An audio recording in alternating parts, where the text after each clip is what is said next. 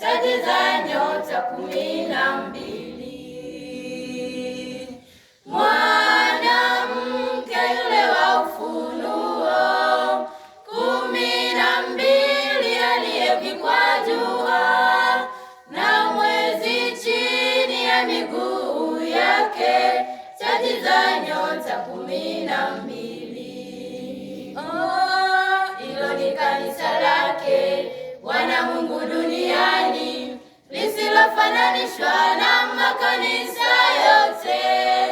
Wewe ukitaka jua kanisa la kweli lipi, chunguza vyema, sifa zote ziko hapo. Hilo ni kanisa lake Bwana Mungu duniani, lisilofananishwa na makanisa yote. Wewe ukitaka jua kanisa la kweli lipi, chunguza vyema, sifa zote ziko hapo. Manabii pia na mitume waliongozwa na kanisa hili lenye misingi iliyo imara, iliyojengwa na Yesu Kristo.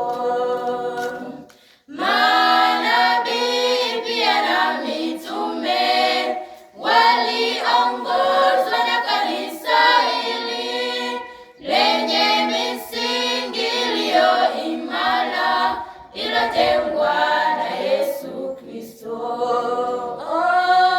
Hilo ni kanisa lake Bwana Mungu duniani, lisilofananishwa na makanisa yote. Wewe ukitaka jua kanisa la kweli lipi, chunguza vyema, sifa zote ziko hapo. Hilo ni kanisa lake Bwana Mungu duniani, lisilofananishwa na makanisa yote. Wewe ukitaka jua kanisa la kweli lipi, chunguza vyema, sifa zote ziko hapo. Hilo jua ni agano jipya, mwezi ndilo agano lile la kale, na taji za nyota 12 ni mitume wa Yesu Kristo.